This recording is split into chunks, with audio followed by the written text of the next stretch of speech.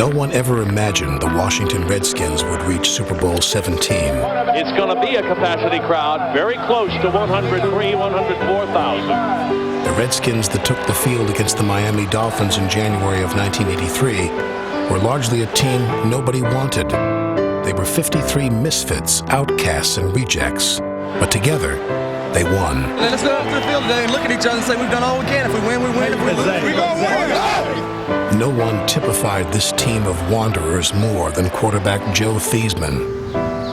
While he always wore number 7, Theismann wanted to be number 1 so badly that he changed his name at Notre Dame. Roger Valdesari, our public relations director, called me in his office. He asked me how I pronounced my last name. Told him it was Theismann. He told me it was Theismann.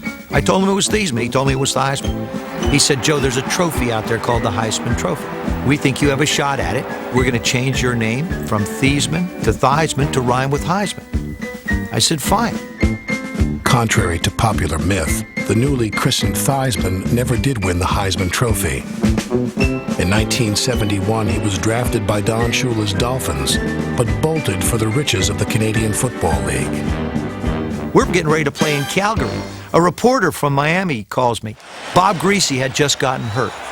Earl Morrow was going to be the quarterback. They had to go get Earl Morrow because I didn't go. How do you feel now? Bob Greasy's hurt. You would have had an opportunity to be the quarterback of the Miami Dolphins. The Dolphins have won Super Bowl 7, have completed the greatest season in NFL history. Through the 3 years I went to Canada, the Miami Dolphins went on to Super Bowls. I thought, geez, man, you blew it. You know, you blew it. In 1974, Theismann joined the Redskins, but rarely saw the light of day. The quarterback grew so frustrated, he volunteered to return punts. Holy moly! He is a little devil, isn't he? In 1978, he became the starter, but after 3 seasons and no playoff berths, Theismann desperately hoped a new coach could rescue his aimless career.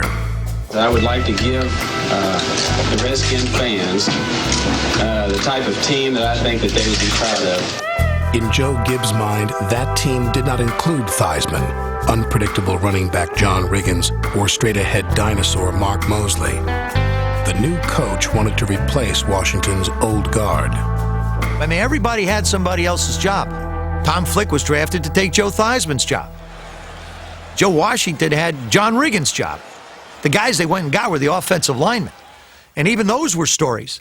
You know, Joe Jacoby came in, they thought he was a defensive lineman. They didn't want to play him at offensive line. I guess we were just a greatest collection of misfits and retreads in football. These Redskins were unwanted, but clung to their jobs, and in the opening weeks of the 1981 season, executed Gibbs' wide-open offense to perfection. Through the first 5 weeks of that season, we led the league in yards, completions, touchdowns. We're leading everybody. We have best offense in football. Problem was, we're 0-5. The pressure now shifted to Washington's rookie head coach, winless in his first 5 games. Your successes in this league are marked in wins. We're going to have to win to be successful, and I would be kidding anybody if I said any differently. Tight end Rick Walker, number 88, had seen this all before. In 4 seasons with the Bengals and Redskins, he had seen 4 head coaches fired. Me, having seen 4 coaches kicked to the curb, I thought, this is going to be 0 for 5. The thing that was so impressive about Joe Gibbs is that he never changed his approach. And you come in, you see Joe's car with the dew on it, and you go, hey, this guy hasn't left. If your coach is sleeping at the park, you don't want to be the guy that hangs out at a club all night and doesn't do what you're supposed to do. 44! What quarterbacks are supposed to do is win. Drowning in trade rumors, the 33-year-old Theismann was determined to convince his coach they shared a future beyond 1981. I didn't like the way things were between Joe and I. Drove to his house, and I can almost still see his face.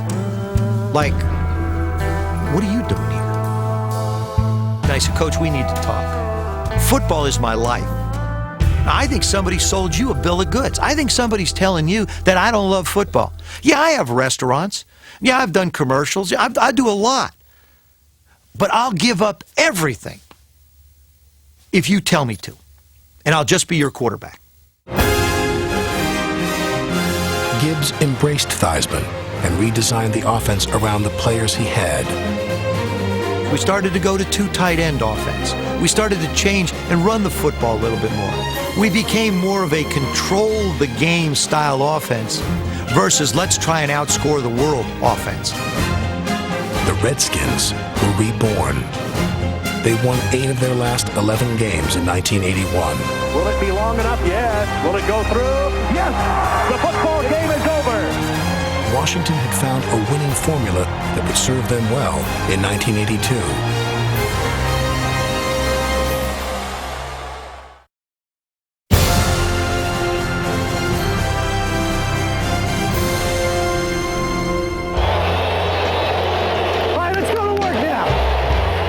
Despite a strong finish in 1981, not much was expected of the 1982 Washington Redskins.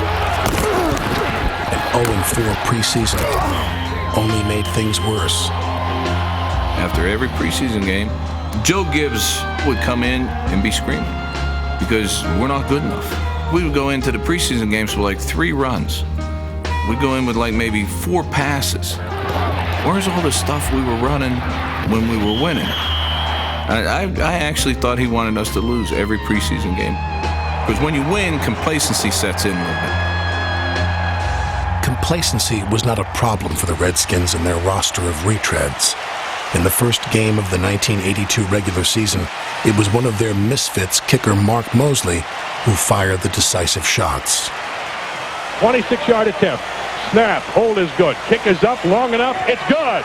Mark Mosley's toe has sent it to overtime, and Mark Mosley's toe has won it in overtime. Mark Mosley, without question, was the most valuable part of our football team. Every time we needed a clutch kick, Mark would get it done. 13 socks, specially made shoe.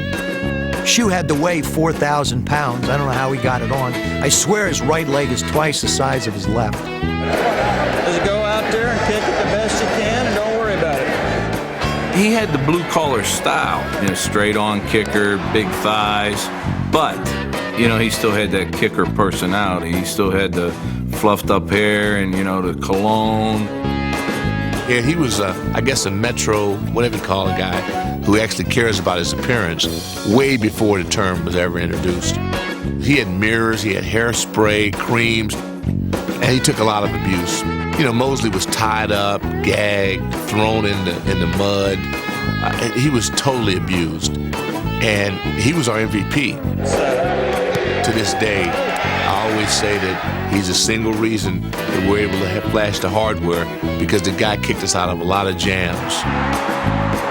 In Washington's second game, Mosley buried the Buccaneers with 3 field goals, but he could not kick the Redskins out of the gathering storm of a players' strike.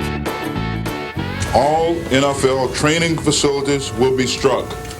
We are prepared to withhold our services however long it takes.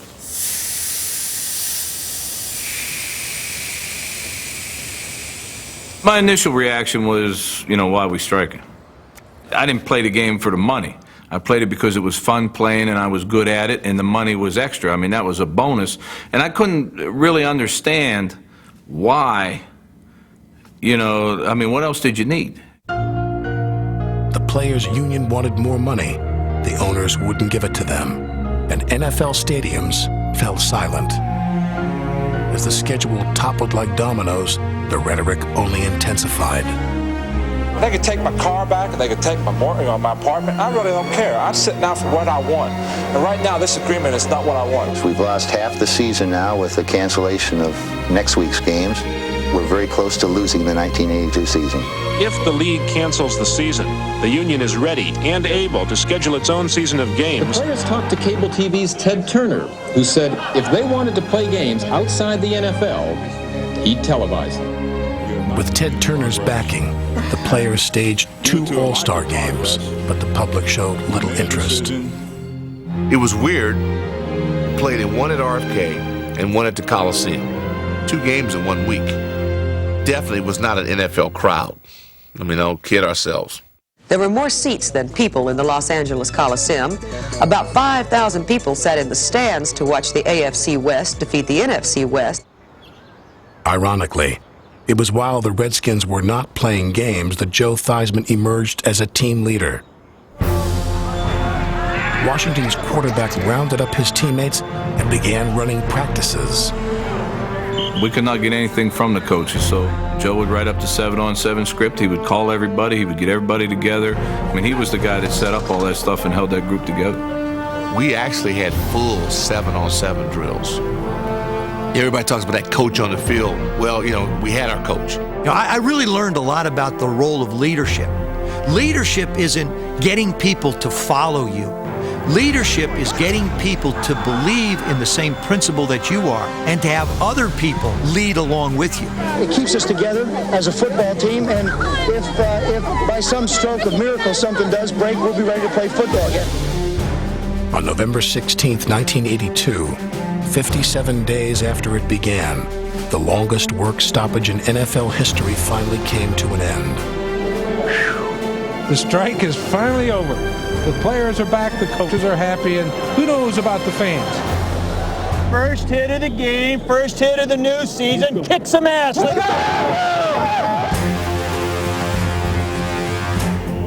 The Redskins had hung together. Now they hung the Giants out to dry. Quick out on the far side to Charlie Brown. Beats his man, spins away from him. 15, 10, 5, going for the end zone. Touchdown. And off Riggin. Sweeping left side. Then goes the Diesel for a touchdown. Washington Redskins. You weren't in shape, you will be.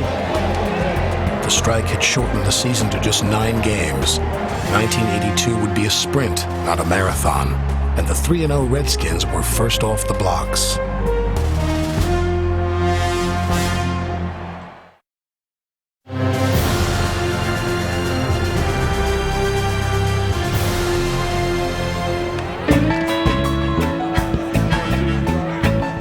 Like the rest of the 82 Redskins, the offensive line was a group nobody wanted. 3 of Washington's linemen had been cut by other teams. Number 66, Joe Jacoby, was an undrafted free agent, and number 68, Russ Grimm, was a high school quarterback still learning the intricacies of line play and the geography of the eastern United States. I got drafted by the Redskins in the 3rd round and actually thought I was going to Seattle, Washington. I followed the Redskins, knew who they were, but for some reason it was just always stuck in my mind that it was the state of Washington. As a rookie in 1981, Grimm was relocated from center to left guard. He could handle the NFC East's finest and was the only Redskin who could block one of the most feared players in football, the Cowboys' 9-time Pro Bowl defensive tackle, Randy White. In his 2nd season, Grimm was the inspiration for the legend that grew around Washington's offensive line.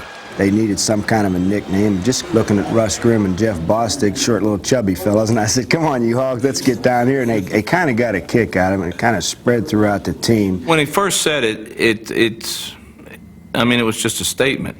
I mean, I didn't think anything about it. It was just a simple remark made during the course of a practice.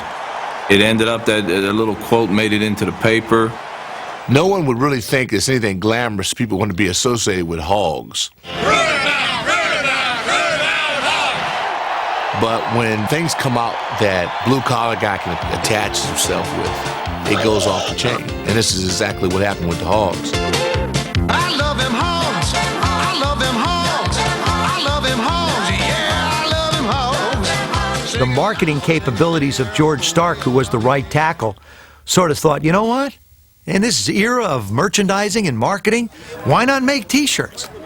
George Stark, formulated Super Hogs Incorporated, 3 full-time employees, shirts, hats, a whole product line, and engagements. Why don't you turn around so we can get back there? Okay.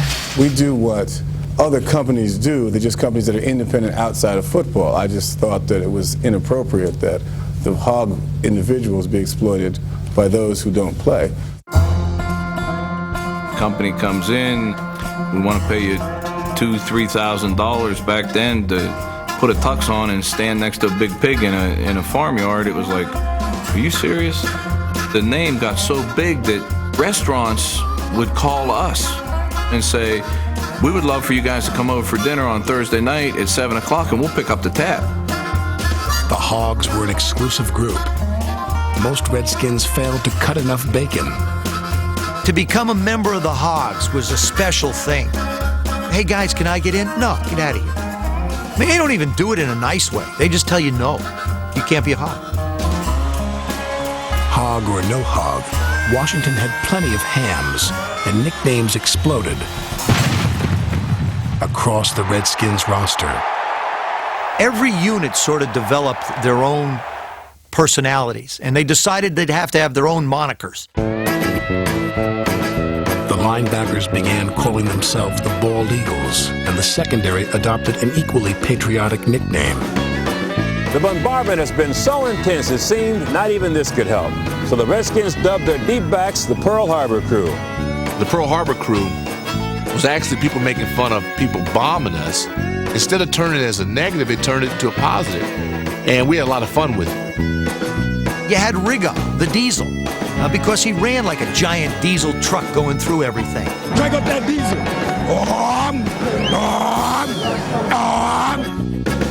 You know, I watched the Smurfs. They were little purple guys.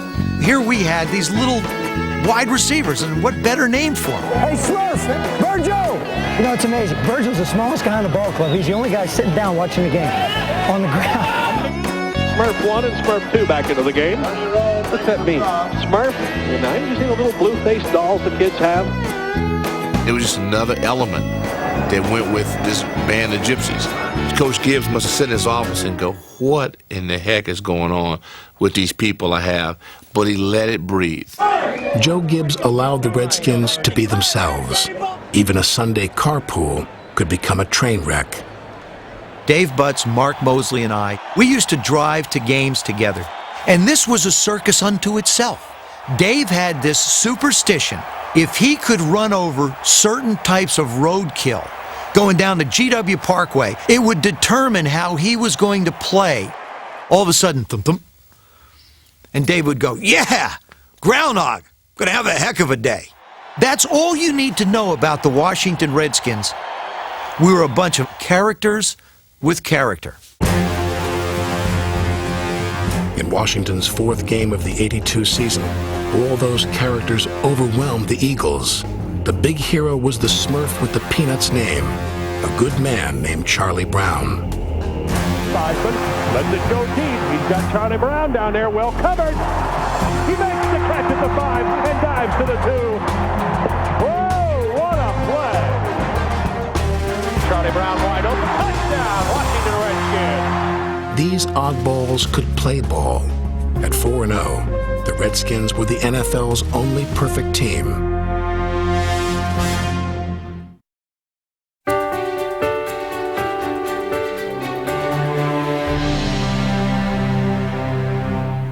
The 4-0 Redskins were now on America's radar. But if they were ever going to be number one, they would have to beat America's team. George Allen taught me to hate the Dallas Cowboys. He taught me to hate the Star. He taught me to hate their shiny uniforms. The Roger Staubachs, the Danny Whites, the Tony Dorsetts, the we're better than everybody attitude. The problem with all that was they were right. They were that good. And they came in '82 and they kicked our tails. Joe Theismann was sacked 7 times. It was a humiliation for the Hogs. Our pass protection broke down. And give them the credit. I mean, they broke it down. They were just better. Blitz showing. Theismann straight drop. He's going to get hit on the blitz and sacked. Kind of bust your bubble. The next week in St. Louis, the offense failed to score a touchdown. Only 4 Mark Mosley field goals saved the Redskins from an upset. Theismann set, snap, hold, kick is up, long enough. Is it good? It is good. Mosley had made 18 straight. He would become the only kicker in NFL history to be named the league's MVP. But Washington's best player was its most outlandish. In 11 seasons as a pro, John Riggins had wandered through hairstyles and watering holes in a one-man carnival of the absurd. Being around John Riggins is like going to a soap opera or a circus every day. I believe that Coach Gibbs was scared to death to be alone in a room with John Riggins. Riggo he went to a different beat. I don't think I've ever played with a tougher guy than John Riggins. I've seen him score umpteen touchdowns, never spiked a football. I've seen him take some late shots, never get up and say anything to whoever hit him. If you didn't get your defender out of the way where he's coming, he'll run you over, he'll run the defender over.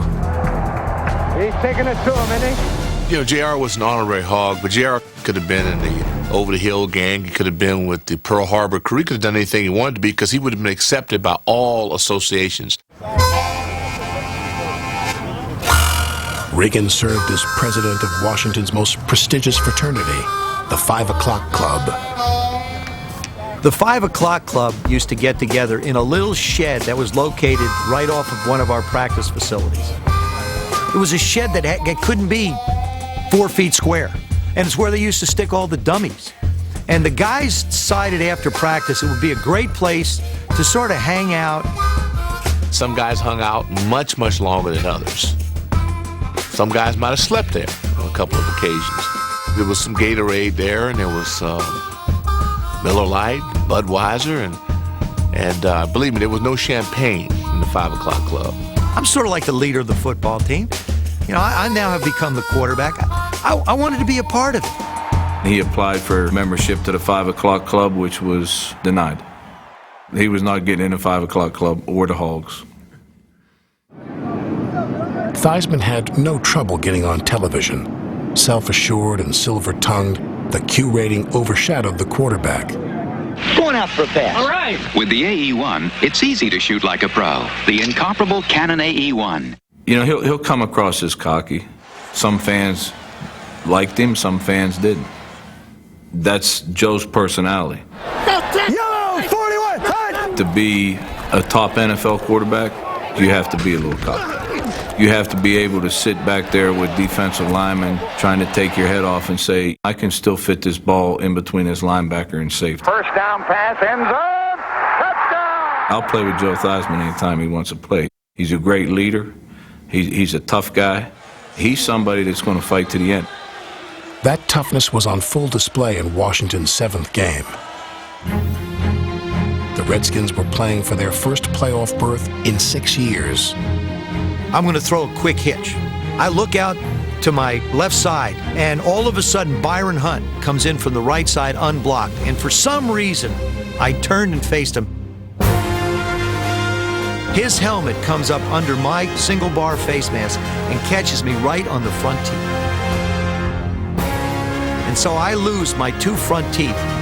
Joe T, toughest individual I've ever seen in battle. As Hollywood as Joe was and could be, he was still a caveman when it came to Sundays.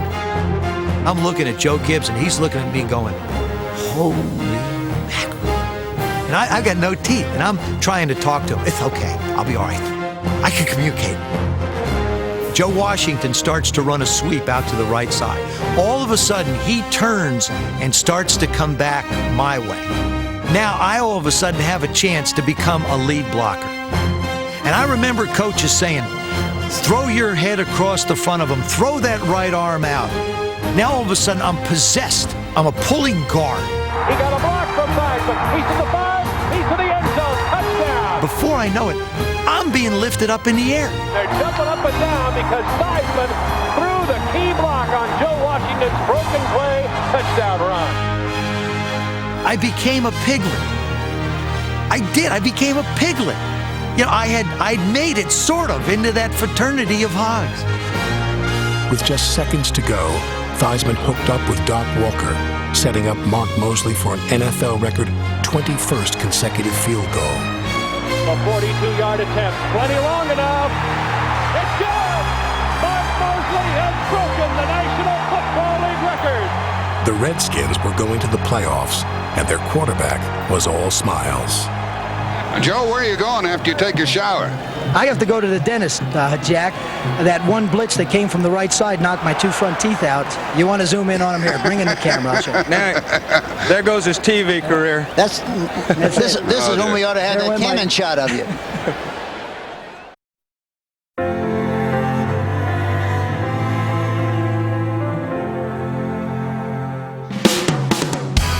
For most of 1982, the Redskins relied on Mark Mosley. 5 of Washington's first 6 wins were ultimately decided by their kicker.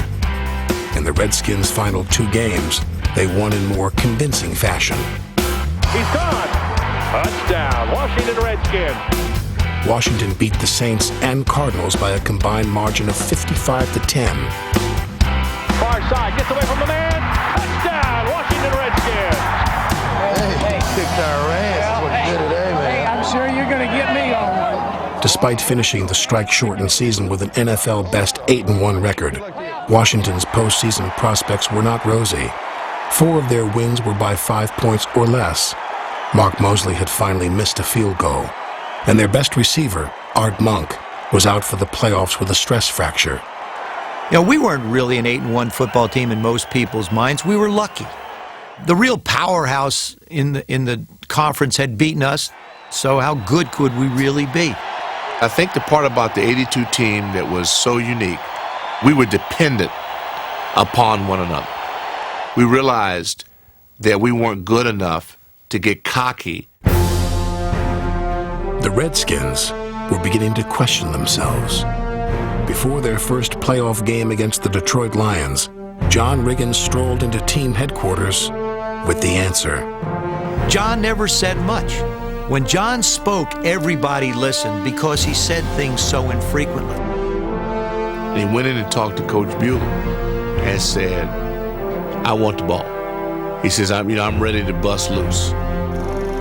And Coach Buggs told him to go see the man. I'd love to have heard the conversation, but I guarantee you Coach Gibbs had very little to say. I bet JR was doing all the talking.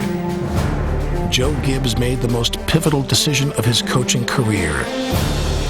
Against Detroit, he would put the Redskins' playoff fate in the hands of a 33-year-old running back who'd barely averaged 3 yards per carry during the regular season. John said we wanted to run the ball. Let's run it. Load the wagon. Look out, Killer. Here comes the diesel. Riggins shifted into overdrive, running for 119 yards and willing Washington to victory. But inside the Beltway, the big story was a choreographed salute to Art Monk. We decided, hey man, when you score, we're going to get together and we're going to have this jump, and really we're jumping for Art. Filling in for the 6'2 Monk, 5'7 Smurf Alvin Garrett put on a larger-than-life performance. Alvin scores, and everybody's so excited, and Alvin forgot. He scores again. Back is Theismann. Quick lob into the corner of the end zone. Touchdown! Alvin Garrett with his 2nd today. He forgot again. He scores a 3rd touchdown. Near corner. He's got Garrett. He's got it. And this time he remembers. Oh, look at this. They're swinging their arms. Oh, a volleyball high five. And like the Hogs phenomenon, it just took off. The Fun Bunch became the newest addition to Washington's cast of outrageous characters. Programs! Redskin program! Redskin! Oink! Oink! In their second playoff game, the Minnesota Vikings issued a direct challenge to the Redskin offensive line. In Washington, everybody talked about the Hogs, this great offensive line, and the Vikings take it personal. So they start talking about, obviously, if you're going to, cut up a pig or a hog, you butcher them. 44! That's the worst thing they could have done. 40 gut, first play. 50 gut, second play. 50 gut, third play. 40 gut, fourth play. 50 gut, fifth play. An inside handoff. Riggins, huge hole. Inside the 20, down to the 16-yard line. We had hand signals, and Coach Bro going through these gyrations on the sideline. We were in the huddle saying, why are they wasting time with this? We just want to run the same play over and over and over. John just didn't run through holes against the Minnesota Vikings. He ran over people. He ran around people. It was that game that he exploded. Big run, John Riggins. I remember hearing that horn a lot. It was a diesel horn. Some fan brought into RFK. Yes, sir. Here it comes. Go 395. How he powered this thing was a big mystery to all of us. But he had that horn going off. And I'm telling you what, it was a charge. I can get goose pimples today thinking about that whenever I hear that noise. In all, Riggins carried the ball 37 times for 185 yards. Field dives forward. Did he get it? Touchdown, John Riggins. Crowd screaming and yelling and cheering. John, ever the showman, takes his helmet off, bows to the crowd. This is for John Riggins, who does a bow at the 43-yard line. And then the place just goes electric with "We Want Dallas."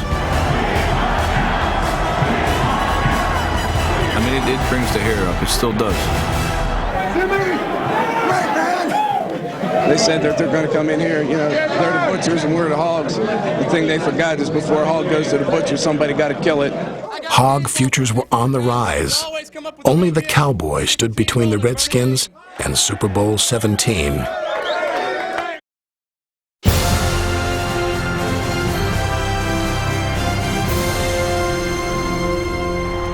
Everyone in the nation's capital was going hog wild over an NFC championship date with the Redskins' arch rival.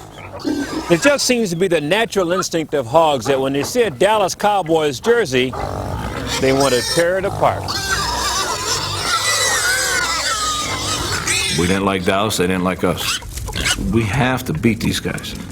I don't want to sit here all offseason again hearing about Dallas.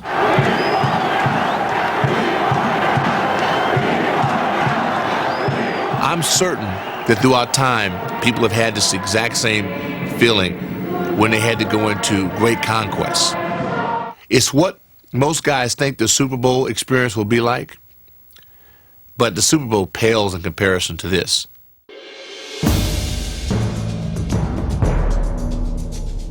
Matched against the great Randy White, Russ Grimm played the game of his life, and the Redskins took control. We ran the ball like 8-9 times straight. Not so much as a statement, we just felt that we could run the football.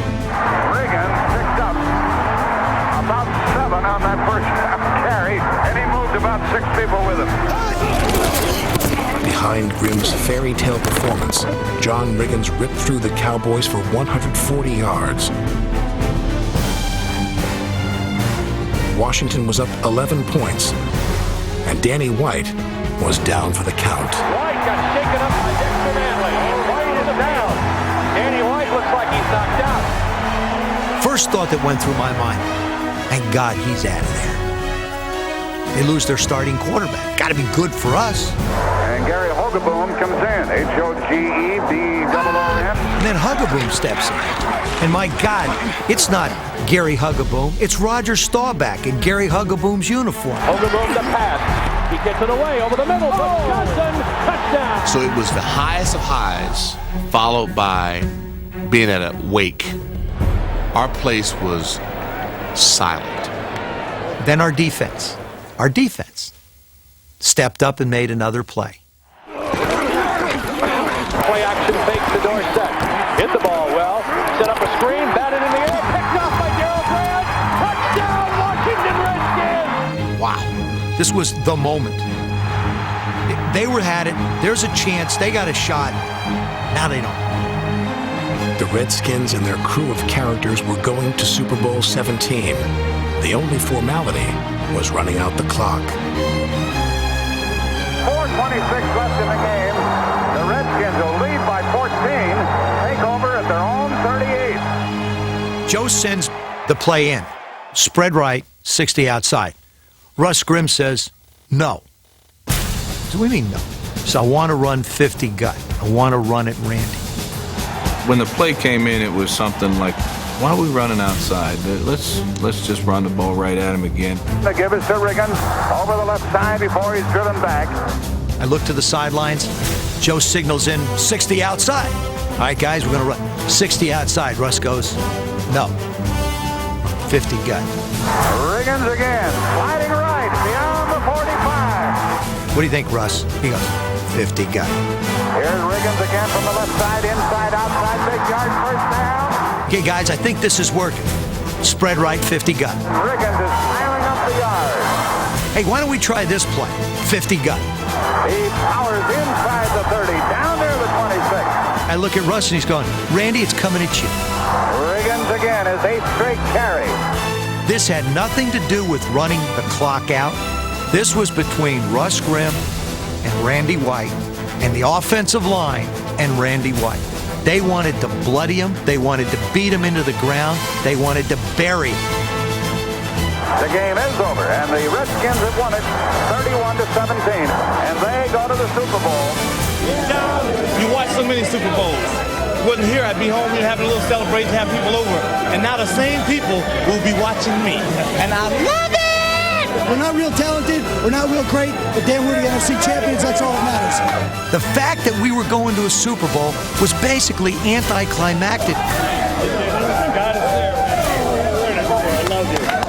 We had beat the team that everybody hated with a passion. All right, bring out the show! That moment is the one moment that stands out in my mind more than any in my entire career as a football player.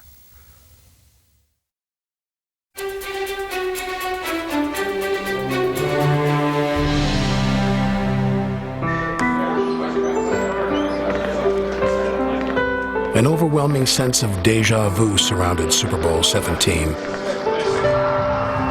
It's going to be a capacity crowd, very close to 103, 104,000. 11 years after jilting the Dolphins for the Canadian Football League, Joe Theismann could erase his biggest blunder. He could have played in 3 Super Bowls for Don Shula. Now he was playing against Shula in his first. The rest of the Redskins were playing for what was then a staggering amount of money. It was kind of like, well, how much do we get if, we win the Super Bowl? And I think somebody said it was like $70,000, and I think I was making 60 that year, so I only got 30 because of the strike. We've worked hard. This game's about the money, but it's about the ring. And it's worth $70,000 and a big ring. A big blanking ring.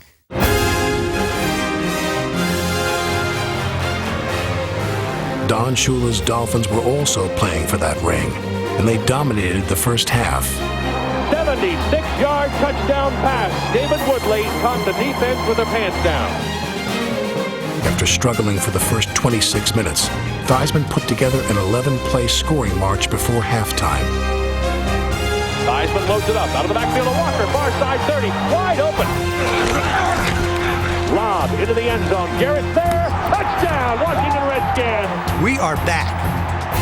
Here comes the fun bunch in the end zone. Let's kick off to him. Let's kick off to Fulton Walker. Fulton Walker, he's got it at the 2, out to the 5, to the 10. Comes to the Let's stand on the sidelines and watch Fulton Walker run almost 100 yards. He's gone. It's a touchdown. And as soon as the Redskins tie up, the Dolphins come back on top. We were ripe for the kill because of the Dallas win. This team was spent, emotionally, physically spent. We needed to be forced back into being desperate. In the second half, Washington's defense began suffocating David Woodley. He has no completions in the second half. That's right. Even Joe Theismann's biggest play was as a defensive back. We're backed up on our own end, and then Kim Bocamper knocks it up in the air. My whole world goes into slow motion. I feel like I've got these giant cement slippers on, and I look at the ball go up into the air. I looked at the intersection of where I thought the ball would land, and if I could get my hand up underneath it, I might be able to strip it. Oh, Lordy. Was that almost the game breaker? And number 58, Kim Bocamper, came very, very close to an interception for a touchdown. Theismann's stop set the stage for this team's defining moment. Trailing 17-13 with 10 minutes to go, Washington bogged down on Miami's 43. The Redskins' entire season had come down to 4th and a yard. There was no doubt in my mind we had to go for it. This is who we were. We were the Washington Redskins. We were the Hogs. We were John Riggins. Had to be 70 chip. The Redskins bet the farm on the Hogs. Let's go. Goal line, goal line. I left tight wing, 70 chip on white. Ready? Here comes the Diesel. Here comes the Diesel. Yellow 41! Yellow 41! Hunt!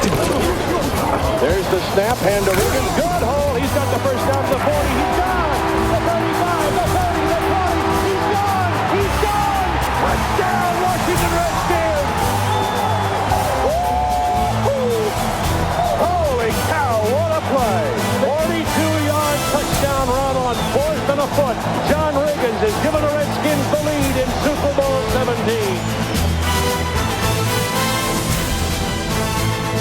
Look at his face. Just look at the man's face. It tells you the entire story.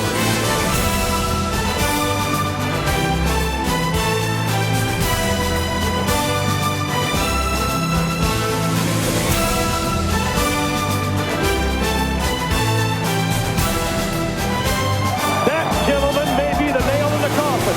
No question, it is the nail in the coffin. World champ. World champ. It's my second year in the league, and we just won a Super Bowl. Washington Redskins, #1 in the world.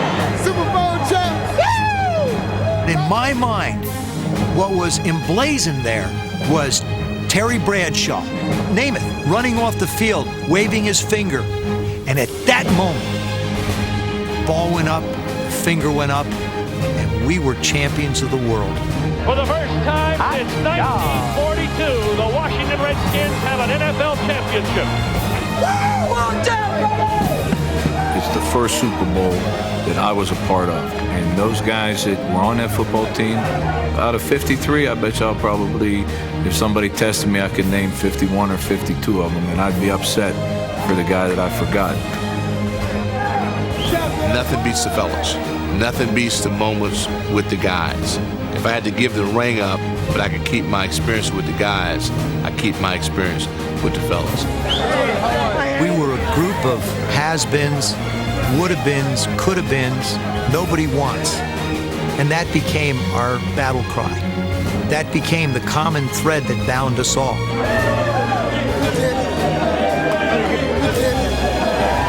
We were a group of guys who nobody had great expectations of except ourselves.